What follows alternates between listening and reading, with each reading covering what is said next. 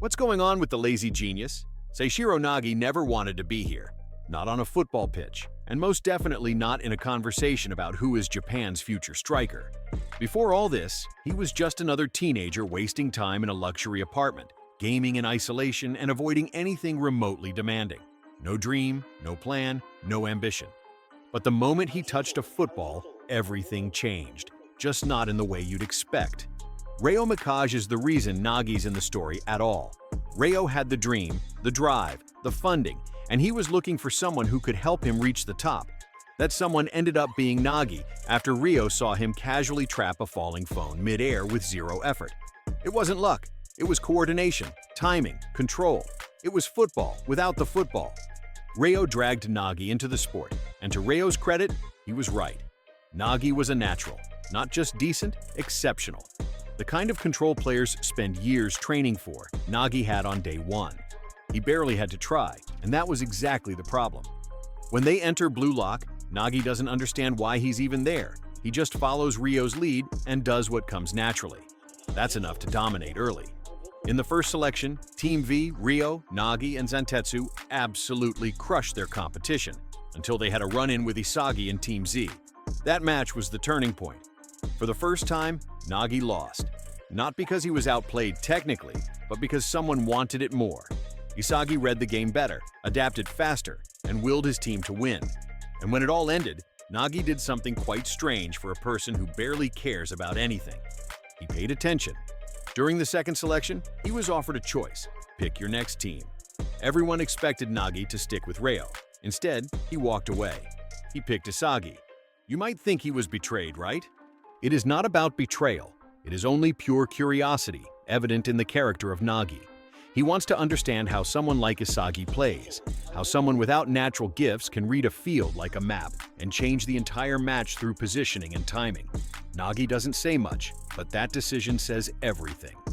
During the second and third selections, Nagi started developing a style that's not just instinctive. He still plays with elegance, but now there's this kind of calculative feel behind it. He began to learn, to adjust, to test. One moment in particular stands out: the 5-shot revolver fake volley. A layered trap, fake, retrap, reposition, and final shot. All this in one fluid sequence. It's absurd, and it works. Nagi scored, and the entire room knew at that point that they'd just witnessed something different. By the time the Blue Lock 11 is selected, Nagi is one of them. Now he's become something different. He's not just Rio's partner anymore, he's a top 6 striker in the most brutal training program Japan has ever created. And then he stops moving forward. Nagi got assigned to Manshine City in England for the Neo Egoist League. The idea is that he'll continue to grow by playing in a new environment, under different systems, against elite talent. Instead, he regresses. Why? Ryo is there. And when Ryo is around, Nagi goes back to old habits. He lets Ryo do the thinking. He moves, traps, finishes. But the creativity, the intention, the edge, it's all missing. He's only coasting. And this time, it catches up to him. Everyone else is evolving.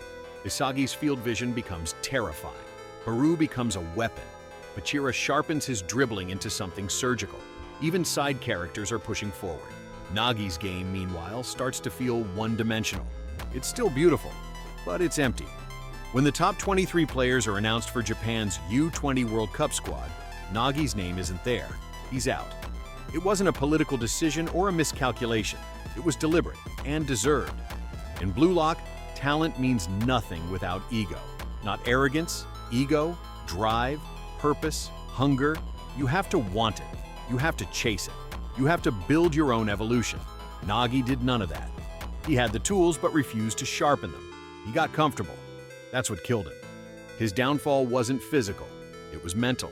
He had a goal, and that was to score a better goal than Isagi. He did that. And then, nothing. No new aim, no internal fire. He achieved something and had nowhere else to go. In a system that punishes stagnation, Nagi froze. A truly great shock to see such a fascinating character fall so hard. But wait, here's where things started to get interesting. Despite how frustrating Nagi's plateau is, it's also honest. Not everyone pushes forward non-stop. Some people stop, some people drift, some people don't know what they want until they lose it. And now that he's been dropped, Nagi's at a crossroads.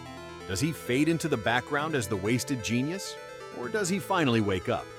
There's evidence it could go either way. The manga gives him space. His spin-off series, episode Nagi, explores his mindset and choices. It doesn't glorify his laziness, it examines it.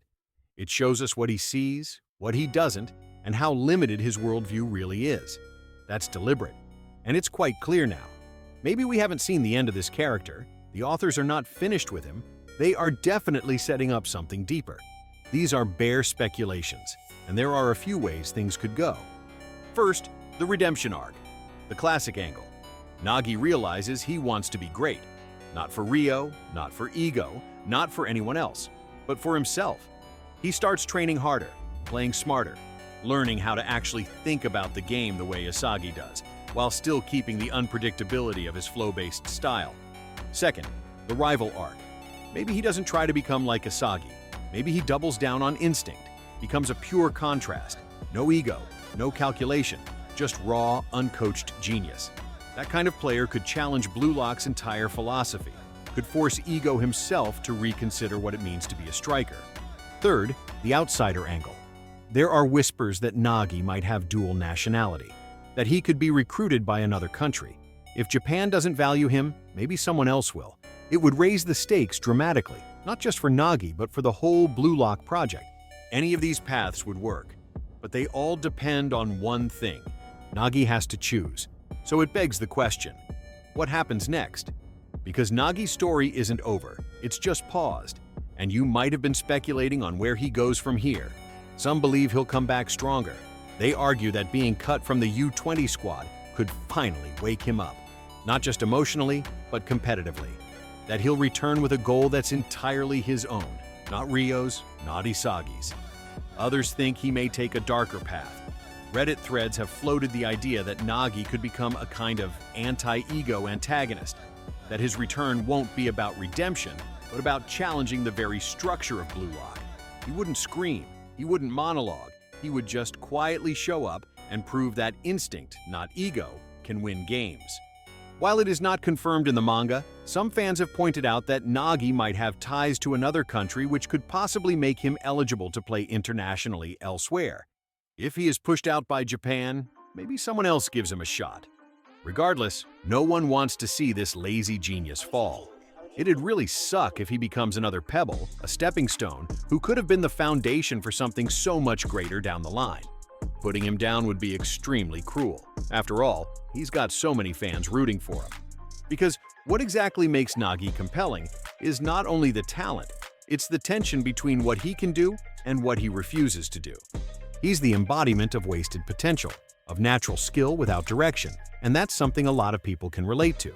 Not everyone grows up dreaming big, not everyone has a plan, some people coast, some people succeed with reflexes, some people don't think about tomorrow until it hits them. That's Nagi, and that's why his story isn't over. He's not the best striker in Blue Lock, not anymore. But if he ever decides to fully engage, if he ever develops a vision of his own, he becomes terrifying again. Seishiro Nagi entered Blue Lock by accident. He rose faster than almost anyone, and when things got hard, he slipped. He's not the hero of this story right now. He might not even be a rival yet, but he's not irrelevant. He's not done. He's in the space between. And whether he returns with ambition or drifts into obscurity, that choice will define the rest of his arc. For now, he's quiet. But if he comes back, he won't need to announce it. We'll see it in how he plays. And this time, we'll know he means it. So, what do you think? Will Nagi wake up? Will he move on? Or will he challenge the entire idea of Blue Lock just by playing his way? Drop your theory in the comments. And don't forget to like, share, and subscribe if you want more recaps and character analysis like this.